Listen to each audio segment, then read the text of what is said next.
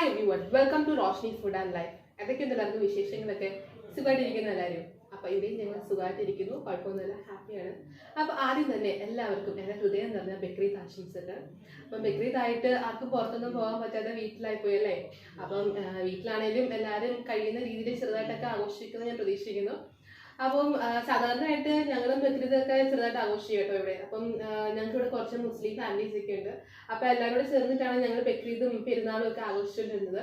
അപ്പോൾ അവരൊക്കെ ഇപ്പം നാട്ടിലാണ്, അല്ലെങ്കിൽ എല്ലാവരും കൂടെ ചേർന്നിട്ട് ഒരു ബിരിയാണി ഒക്കെ വെച്ച് നല്ല എല്ലാവരും നന്നായിട്ടൊന്ന് ആഘോഷിച്ചാണ്. അപ്പോൾ ശരിക്കും അവരൊക്കെ ഇപ്പോൾ മിസ് ചെയ്യുന്നുണ്ട്. അപ്പോൾ എന്നാലും ഞങ്ങൾ ചെറിയ രീതിയിൽ ഞങ്ങൾ വീട്ടിൽ തന്നെ ഇരുന്നുകൊണ്ട് ഒരു ബിരിയാണിയൊക്കെ വെച്ച് ഞങ്ങൾ ചെറുതായിട്ടൊന്ന് ആഘോഷിക്കുന്നതൊക്കെ ഉണ്ട്. അപ്പം ഞാനിന്ന് ട്രൈ ചെയ്യാൻ പോകുന്നതും ബിരിയാണി തന്നെയാണ്, തലശ്ശേരി ബിരിയാണിയാണ്. അപ്പോൾ എൻ്റെ സ്റ്റൈലിലാണ് ഞാൻ വെക്കുന്നത്.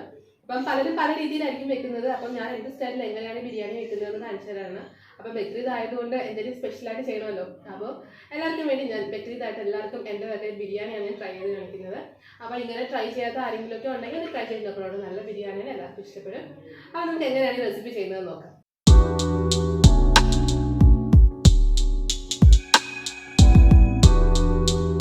അപ്പം നമുക്ക് നമ്മുടെ ബിരിയാണി സ്റ്റെപ്പ് ബൈ സ്റ്റെപ്പായിട്ട് നമുക്ക് ചെയ്യാം. അപ്പോൾ ആദ്യം തന്നെ നമുക്ക് അരി ഒന്ന് വേവിച്ചെടുക്കാം. അപ്പോൾ ഞാനിവിടെ നമ്മുടെ ചെറിയ അരിയാണ് എടുത്തിരിക്കുന്നത്, അതായത് നമ്മുടെ കൈമ അരിയാണ് എടുത്തിരിക്കുന്നത്. അപ്പം ഇപ്പം കൈമ അരി ചെറിയ അരി ഇഷ്ടമല്ലാത്തവരുണ്ടെങ്കിൽ ബസ്മതി അരി അതിന് പകരം ഉപയോഗിച്ചാൽ മതി. അപ്പോൾ നമുക്കിത് വേവിച്ചെടുക്കാം. അപ്പോൾ വേവിച്ചെടുക്കുന്ന സമയത്ത് ഇതിനോടൊപ്പം തന്നെ നമ്മൾ കുറച്ച് മസാലകൾ ആഡ് ചെയ്യുന്നുണ്ട്. എന്ന് വെച്ച് കഴിഞ്ഞാൽ നമ്മുടെ കറുവാപ്പട്ട, ഞാൻ കറുവാപ്പട്ട എടുത്ത് വെച്ചിട്ടുണ്ട്. ഒരു വലിയ കഷ്ണത്തിൽ ഞാനിങ്ങനെ ചെറുതായിട്ട് മുറിച്ചിട്ടുണ്ട്. അപ്പം കറുവാപ്പട്ട ചേർക്കുന്നുണ്ട്. ഒരു 3 ഏലയ്ക്ക, അതുപോലെ തന്നെ കുറച്ച് ഒരു ടീസ്പൂൺ അളവിൽ നമ്മുടെ കുരുമുളക് ചേർക്കുന്നുണ്ട്. ഒരു 3-4 ഗ്രാമ്പും, അപ്പം ഒരു ചെറിയൊരു ജാതിപത്രിയുടെ ഒരു ചെറിയൊരു നമ്മൾ ചേർക്കുന്നുണ്ട്. അതുപോലെ തന്നെ തക്കോലം, 2 തക്കോലം ചേർക്കുന്നുണ്ട്. അപ്പം ഇത്രയും മസാല ഞാനിവിടെ എടുത്ത് വെച്ചിട്ടുണ്ട് കേട്ടോ. അപ്പം അരിയും റെഡിയാണ്, മസാല റെഡിയാണ്. അപ്പം ജസ്റ്റ് വെള്ളം ഒഴിച്ച് വേവിച്ചെടുത്താൽ മാത്രം മതി. അപ്പം ഞാനിവിടെ അരി ഊറ്റിയാണ് എടുക്കുന്നത്. അപ്പം ചിലരാണെങ്കിൽ വറ്റിച്ചെടുക്കുന്നവരുണ്ട്. അപ്പം നിങ്ങൾക്ക് ഇഷ്ടമുള്ള രീതിയിൽ ഇപ്പം അരി വേവിച്ചെടുക്കാം. അപ്പം ഊറ്റിയെടുത്തോ അല്ലെങ്കിൽ വറ്റിച്ചെടുത്തോ എന്ത് രീതിയിൽ നിങ്ങൾക്ക് ചെയ്യാം. അപ്പം ഞാനിവിടെ ഊറ്റിയെടുക്കാൻ പോവാണ്. അപ്പം നമുക്ക് നമ്മുടെ അരി ഒന്ന് വേവിച്ചെടുക്കാം. അപ്പം നമ്മുടെ അരി ഇങ്ങനെ വേവിച്ചെടുക്കാനായിട്ട് അപ്പം ഞാനിവിടെ ഒരു കുക്കറിലാണ് ഞാൻ വേവിച്ചെടുക്കുന്നത്. അപ്പം ഞാനിവിടെ വെള്ളം ഇങ്ങനെ ചൂടായിട്ട് വരുന്നുണ്ട്. അപ്പം നമുക്ക് ആ സമയത്ത് തന്നെ നമ്മുടെ മസാലകളൊക്കെ ചേർത്ത് കൊടുക്കണം. എങ്കിൽ മാത്രമേ നമ്മുടെ ആ മസാലയുടെ ആ എസൻസ്, ഒരു ഫ്ലേവർ ഒക്കെ ഉണ്ടല്ലോ, അതൊക്കെ ഇങ്ങോട്ട് ഇറങ്ങത്തുള്ളൂ. അപ്പം നമുക്ക് എടുത്ത് വെച്ചിരിക്കുന്ന മസാലയെല്ലാം ചേർത്ത് കൊടുക്കാം. ഇനി നമുക്ക് ഇതിലേക്ക് ഒരു കുറച്ച് നെയ്യ് ചേർത്ത് കൊടുക്കാം. അപ്പം കുറച്ചെന്ന് പറയുമ്പോൾ ഞാനിവിടെ ഒരു ടീസ്പൂൺ നെയ്യ് ചേർത്ത് കൊടുക്കുന്നുണ്ട്. അപ്പം നെയ്യ് ചേർക്കുന്നതെന്ന് വെച്ച് കഴിഞ്ഞാൽ നമുക്ക് ഈ അരി ഒന്നും ഒട്ടിപ്പിടിക്കാതിരിക്കാനും അതുപോലെ തന്നെ അരിക്ക് നമ്മുടെ അരി വേവിച്ചെടുക്കുമ്പോൾ ഒരു പ്രത്യേക ഫ്ലേവർ കിട്ടാനോടാണ് കേട്ടോ നമ്മൾ നെയ്യ് ചേർത്ത് കൊടുക്കുന്നത്. അപ്പോൾ ഒരു ടീസ്പൂൺ നെയ്യ് നമുക്ക് ചേർത്ത് കൊടുക്കാം. അതുപോലെ തന്നെ നമുക്ക് ആവശ്യത്തിന് ഉപ്പ് കൂടെ ഈ സമയത്ത് ചേർത്ത് കൊടുക്കാം. അപ്പം ഉപ്പ് നമ്മൾ നോക്കണം, അരി ചേർക്കുന്നതിന് മുമ്പ് ഒന്നുകൂടെ ഉപ്പ് നോക്കണം. അപ്പം ഒരു ഇച്ചിരി മുമ്പിൽ നിന്നോട്ടെ വെള്ളത്തിൽ, എന്നാലേ അരിയിൽ ഉപ്പ് കറക്റ്റ് പിടിക്കത്തുള്ളൂ. അപ്പം നമ്മൾ ഇടുന്ന അരിക്ക് പിടിക്കണമെങ്കിൽ ഒരു കുറച്ച് മുമ്പ് വെള്ളത്തിന് ടേസ്റ്റ് ചെയ്യുമ്പോൾ ഇച്ചിരി മുമ്പിൽ നിൽക്കണം കേട്ടോ.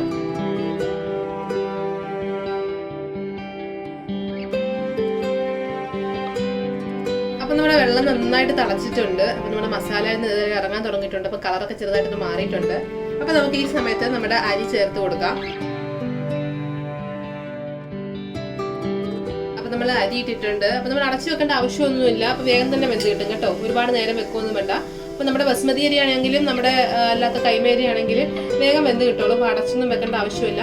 നിങ്ങളിപ്പം പറ്റിച്ചെടുക്കുവാണെങ്കിൽ അതിനനുസരിച്ച് വെള്ളം ഒഴിച്ചിട്ടൊക്കെ ചെയ്യാവൂ. അപ്പം ഞാനിത് ഊറ്റിയെടുക്കാൻ വേണ്ടിയാണ്, അതുകൊണ്ടാണ് ഇത്രയും വെള്ളം കിടക്കുന്നത്.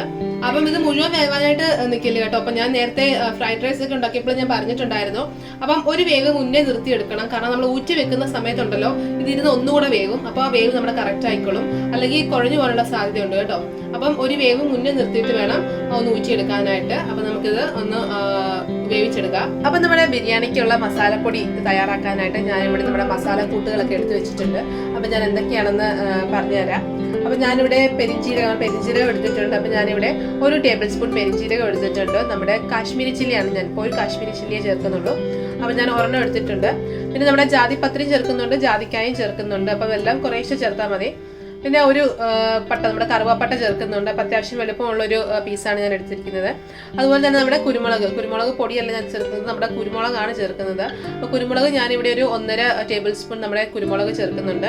പിന്നെ നമ്മുടെ തക്കോലം 2 തക്കോലം ചേർക്കുന്നുണ്ട്. ഒരു 3-4 ഗ്രാമ്പു, അതുപോലെ തന്നെ ഒരു 5 ഏലയ്ക്ക, പിന്നെ വേണ്ടത് കസ്കസ് ആണ്. അപ്പം ഞാനിവിടെ 1 ടീസ്പൂൺ കസ്കസ് കൂടെ ചേർക്കുന്നുണ്ട്. അപ്പം ഇത്രയും മസാലക്കൂട്ടുകളാണ് നമുക്ക് വേണ്ടത് നമ്മുടെ ബിരിയാണിക്കുള്ള മസാലപ്പൊടി നമുക്ക് തയ്യാറാക്കി എടുക്കാനായിട്ട്. അപ്പം നമുക്ക് ഇതൊന്ന് റോസ്റ്റ് ചെയ്തെടുക്കാം. അപ്പം നമുക്ക് നമ്മുടെ മസാലകൾ എടുത്ത് വെച്ചിട്ട് മസാലക്കൂട്ടുകൾ അപ്പം അതെല്ലാം നമുക്കൊന്ന് റോസ്റ്റ് ചെയ്തെടുക്കാം. എന്നിട്ട് വേണം പൊടിച്ചെടുക്കേണ്ടത്. അപ്പം നമുക്ക് ഓരോന്നോരോന്നായിട്ട് ചേർത്ത് കൊടുക്കാം. അപ്പൊ ആദ്യം തന്നെ ഞാൻ പട്ട ചേർത്ത് കൊടുക്കുകയാണ്, നമ്മുടെ കറുവാപ്പട്ട. അപ്പം ഞാനിപ്പം ചെറുതായിട്ടൊന്ന് മുറിച്ചിട്ടുണ്ട് കേട്ടോ അതിനെ. അപ്പം മൂക്കാനും അതുപോലെ തന്നെ പൊടിഞ്ഞു കിട്ടാനും എളുപ്പമുണ്ടല്ലോ. ഇനി നമുക്ക് ജാതിപത്രിയൊക്കെ ചേർത്ത് കൊടുക്കാം, ഏലക്ക, ഗ്രാമ്പൂ, അതുപോലെ തന്നെ നമുക്ക് കുരുമുളക് ചേർത്ത് കൊടുക്കാം. ഇനി നമുക്ക് നമ്മുടെ ജീരകം ചേർത്ത് കൊടുക്കാം, പെരുംജീരകമാണ്. അപ്പൊ നമുക്ക് ഇനി നമ്മുടെ വറ്റൽമുളക് അതുപോലെ തന്നെ കസ്കസ് കൂടെ ചേർത്ത് കൊടുത്തേക്കാം. അപ്പൊ നമ്മുടെ മസാലകളെല്ലാം ഒന്ന് റോസ്റ്റ് ചെയ്തെടുത്തിട്ടുണ്ട്. അപ്പൊ നമുക്ക് ഇനി ഇത് നന്നായിട്ട് പൊടിച്ചെടുത്തിട്ട് വരാം. അപ്പൊ നമ്മൾ അരി വേവിക്കാൻ ഇട്ടിട്ടുണ്ട്. അപ്പൊ നമ്മൾ മസാലയൊക്കെ റോസ്റ്റ് ചെയ്ത് മാറ്റി വെച്ചിട്ടുണ്ട്, തണുക്കട്ടെ. അപ്പൊ നമുക്ക് പൊടിച്ചെടുക്കാം. അപ്പൊ ഇനി നമുക്ക് നമ്മുടെ മസാല അല്ലാതെ നമ്മുടെ ഉള്ളിയൊക്കെ വഴറ്റി നമ്മുടെ ബിരിയാണിക്കുള്ള മസാല റെഡിയാക്കി എടുക്കണം. അപ്പൊ നമ്മൾ മസാല പൊടിയാണ് റെഡിയാക്കിയിട്ടുള്ളൂ, മസാല റെഡിയാക്കിയിട്ടില്ല. അപ്പൊ അതിനായിട്ടുള്ള ഇൻഗ്രീഡിയൻസ്, അതായത് ഉള്ളിയും ചിക്കനും ഒക്കെ ഞാനിവിടെ റെഡിയാക്കി വെച്ചിട്ടുണ്ട്. അപ്പം നമുക്ക് എന്തൊക്കെയാണെന്ന് നോക്കാം. അപ്പം ഞാൻ ഉള്ളി എടുത്ത് വെച്ചിട്ടുണ്ട്. അപ്പം 2 ബൗളിൽ ഉള്ളിയുണ്ട്, കൺഫ്യൂഷൻ വേണ്ട. അപ്പോൾ 1 ബൗളിലെ ചെറിയ ബൗളിലെ ഉള്ളി എന്ന് വെച്ചിട്ട് നമുക്ക് വറുത്തെടുക്കാനാണ്. അപ്പോൾ അല്ലാതെ മറ്റേ നമ്മുടെ വലിയ ബൗളിലെ ഉള്ളി നമുക്ക് വഴച്ചെടുക്കാനാണ്. അപ്പം ചിക്കൻ എടുത്തിട്ടുണ്ട്. അപ്പം ഞാനിവിടെ 3/4 കിലോ ചിക്കൻ, 750 ഗ്രാം ചിക്കനാണ് എടുത്തിരിക്കുന്നത്. അപ്പം നമ്മൾ ഓൾറെഡി മസാല പൊടിക്കാനായിട്ട് വെച്ചിട്ടുണ്ട്. അപ്പം തണുത്തിട്ട് നമുക്ക് പൊടിച്ചെടുക്കാം.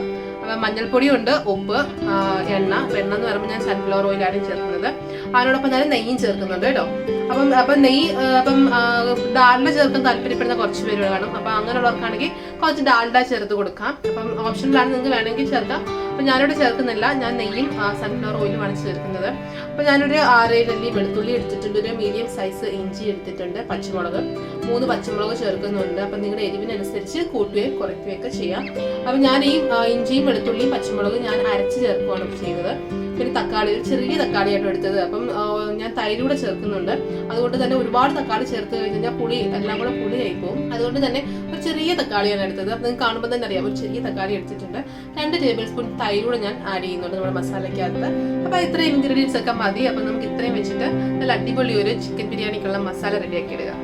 അപ്പം നമുക്ക് മസാല ഉണ്ടാക്കാൻ തുടങ്ങാം. അപ്പം ഞാനൊരു ചെറിയ ഉരുളി നമ്മുടെ ഗ്യാസ് സ്റ്റവിൽ വെച്ചിട്ടുണ്ട്. അപ്പം ഉരുളി തന്നെ വേണമെന്ന് നിർബന്ധമൊന്നുമില്ല, നിങ്ങളുടെ ഏത് പാത്രമാണോ ഉള്ളത്, കടായെങ്കിൽ കടായി, പാനെങ്കിൽ പാൻ, ഏതിനാണെങ്കിലും നമ്മുടെ മസാല പ്രിപ്പയർ ചെയ്തെടുക്കാം. അപ്പം ഞാൻ ആദ്യം തന്നെ നമ്മുടെ കാഷ്യൂനട്ടും കിസ്മിസും ഒന്ന് വറുത്ത് കോരി എടുക്കുന്നുണ്ട്, അതുപോലെ തന്നെ ഉള്ളിയും. അപ്പം അത് ഞാൻ നെയ്യിലാണ് വറുത്ത് കോരി എടുക്കുന്നത്. അപ്പം ഞാൻ ഉരുളി ചൂടാക്കി കഴിയുമ്പോൾ നമുക്ക് അതിലേക്ക് നെയ്യ് ഒഴിച്ചു കൊടുക്കാം. അപ്പം നമ്മുടെ ഉരുളി നന്നായിട്ട് ചൂടായിട്ടുണ്ട്, അതിലേക്ക് നമുക്ക് നെയ്യ് ചേർത്ത് കൊടുക്കാം. അപ്പം നമ്മുടെ നെയ്യ് നന്നായിട്ട് ചൂടായിട്ടുണ്ട്. അപ്പം അതിലേക്ക് നമുക്ക് കാഷ്യൂനട്ട് ഇട്ട് വറുത്ത് കോരി എടുക്കാം.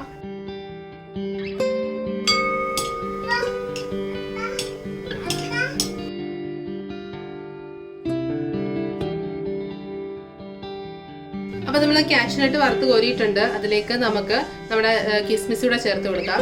അപ്പൊ നമ്മൾ കിസ്മിസും കോരി മാറ്റിയിട്ടുണ്ട്, കാഷ്യൂനട്ട് മാറ്റിയിട്ടുണ്ട്. ഇനി നമുക്ക് ഉള്ളി ചേർത്ത് കൊടുക്കാം.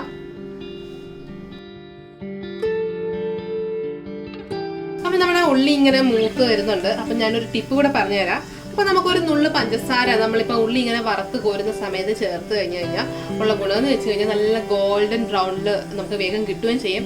നല്ല ക്രിസ്പി ആയിട്ട് നല്ലൊരു രീതിയിൽ ഉള്ളി നമുക്ക് വറുത്തെടുക്കാൻ പറ്റും. അപ്പൊ ഞാൻ ഒരു നുള്ളു പഞ്ചസാര ഈ സമയത്ത് ചേർത്ത് കൊടുക്കുകയാണ്.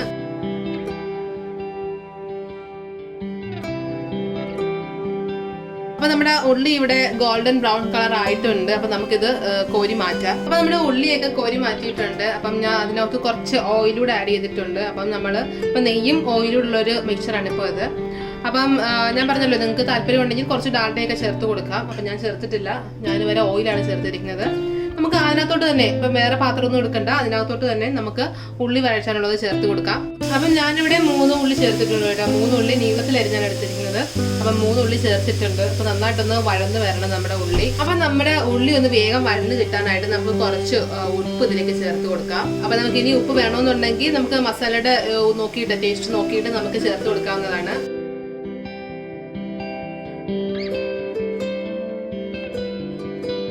അപ്പൊ നമ്മുടെ ഉള്ളി നന്നായിട്ട് വഴന്ന് വന്നിട്ടുണ്ട്. അപ്പൊ നമുക്ക് ഇനി ചെയ്യാനുള്ളതെന്ന് വെച്ച് കഴിഞ്ഞാൽ നമ്മൾ ഇഞ്ചിയും വെളുത്തുള്ളിയും പച്ചമുളകും കൂടെ നന്നായിട്ടൊന്ന് ചതച്ചെടുത്തിട്ടുണ്ട് ഞാൻ. അപ്പൊ ഞാൻ പറഞ്ഞിട്ടുണ്ട് ഞാൻ ഡീറ്റെയിൽ ആയിട്ട് 3 പച്ചമുളക്, ഒരു മീഡിയം സൈസ് ഇഞ്ചി, ഒരു 6-7 അല്ലി വെളുത്തുള്ളിയും കൂടെ ചേർത്ത് നന്നായിട്ട് ഞാൻ അരച്ചെടുത്തിട്ടുണ്ട്. അപ്പൊ ഞാൻ ചതച്ചെടുക്കും കേട്ടോ, അരച്ചിട്ട് ചതച്ചെടുത്തിട്ടുണ്ട്. അപ്പൊ അതുകൂടെ നമുക്ക് ഇതിലേക്ക് ചേർത്ത് കൊടുക്കാം. അപ്പോൾ നമ്മുടെ ഇഞ്ചി വെളുത്തുള്ളിയുടെയൊക്കെ പച്ചമണമൊക്കെ ഒന്ന് മാറിയിട്ടുണ്ട്. അപ്പോൾ ഈ സമയത്ത് നമുക്ക് നമ്മൾ എടുത്ത് വെച്ചിരിക്കുന്ന ചിക്കൻ ചേർത്ത് കൊടുക്കാം. അപ്പോൾ നമ്മൾ മസാലയും നമ്മുടെ മഞ്ഞപ്പൊടിയൊക്കെ ചേർക്കുന്നതെന്ന് വെച്ച് കഴിഞ്ഞാൽ അപ്പം നമ്മുടെ ചിക്കനൊക്കെ നല്ല ചൂടൊക്കെ അടിച്ച് കഴിയുമ്പോൾ ഒരു വെള്ള നിറത്തിലേക്ക് എത്തത്തില്ലേ. അപ്പോൾ ആ ഒരു വെള്ള നിറം വന്നതിന് ശേഷം മാത്രമേ നമ്മൾ തയ്യാറാക്കി വെച്ചിട്ട് നമ്മുടെ മസാലപ്പൊടിയും അതുപോലെ മഞ്ഞൾപ്പൊടിയും ഒക്കെ ചേർത്ത് കൊടുക്കത്തുള്ളൂ. അപ്പം നമുക്ക് അതുവരെ ഒന്ന് മിക്സ് ചെയ്ത് ഇളക്കിക്കൊണ്ടേ ഇരിക്കുക. അപ്പം നമ്മുടെ ചിക്കൻ കളറൊക്കെ ഒന്ന് മാറി വന്നിട്ടുണ്ട്. അപ്പോൾ ഈ സമയത്ത് നമുക്ക് മഞ്ഞൾപ്പൊടി ചേർത്ത് കൊടുക്കാം. അപ്പം നമ്മൾ തയ്യാറാക്കി വെച്ചിരിക്കുന്ന നമ്മുടെ ബിരിയാണി മസാലപ്പൊടി ഇതിലേക്ക് ചേർത്ത് കൊടുക്കാം. അപ്പോൾ ഞാനിവിടെ 1 ടീസ്പൂൺ നമ്മുടെ മസാലപ്പൊടി ചേർത്ത് കൊടുക്കുന്നുണ്ട്. അപ്പം നമ്മുടെ മസാല എല്ലാം ചേർത്തിട്ടുണ്ട്. ഇനി നമുക്ക് തക്കാളിയും കൂടെ ചേർത്ത് കൊടുക്കാം. അപ്പം നമ്മുടെ മസാല എല്ലാം നമ്മൾ എല്ലാം മിക്സ് ചെയ്ത് വെച്ചിട്ടുണ്ട്. അപ്പം നമുക്ക് ഇനി ഇത് അടച്ചു വെച്ച് വേവിച്ചെടുക്കണം. അപ്പം നമ്മൾ ഒട്ടും വെള്ളമൊന്നും ചേർക്കാതെ ഫ്ലെയിം കുറച്ച് വെച്ചിട്ടാണ് നമ്മൾ വേവിച്ചെടുക്കുന്നത്. അപ്പം നമുക്കിത് അടച്ചു വെച്ച് നന്നായിട്ട് വേവിച്ചെടുക്കാം.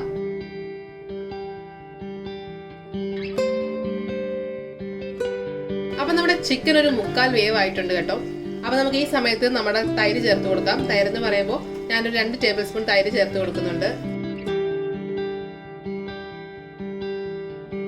അപ്പം നമ്മൾ തൈരൊക്കെ ചേർത്ത് കൊടുത്തിട്ടുണ്ട്. അപ്പം ഇനിയും ചെയ്യേണ്ടതെന്ന് വെച്ച് കഴിഞ്ഞാൽ ഇപ്പം മല്ലിയിലയും പുതിനയിലയൊക്കെ താല്പര്യപ്പെടുന്നവരുണ്ടെങ്കിൽ അപ്പോൾ അവർക്ക് ചേർത്ത് കൊടുക്കാം. മല്ലിയിലയും പുതിനയിലയും കുറച്ച് മസാലയൊക്കെ അത് ചേർത്ത് കൊടുക്കാം. പിന്നെ ഒരു കാര്യം എന്ന് വെച്ച് കഴിഞ്ഞാൽ ഞാനിവിടെ കുറച്ച് നെയ്യ് ചേർത്ത് കൊടുക്കുന്നുണ്ട്. ഒരു 1/2 ടീസ്പൂൺ നെയ്യ് ചേർത്ത് കൊടുക്കുന്നുണ്ട്. അപ്പോൾ അതിൻ്റെ റീസൺ എന്ന് വെച്ച് കഴിഞ്ഞാൽ അപ്പം ഇറച്ചി നമ്മുടെ ചിക്കൻ ഉണ്ടല്ലോ കുറച്ച് സോഫ്റ്റ് ആവും. അപ്പോൾ അതിലൂടെ വേണ്ടിയാണ് ഈ സമയമാകുമ്പോൾ നമുക്ക് കുറച്ച് നെയ്യ് ചേർത്ത് കൊടുക്കുന്നത്. അപ്പോൾ നമുക്ക് ഒരു 1/2 ടീസ്പൂൺ നെയ്യ് ചേർത്ത് കൊടുക്കാം.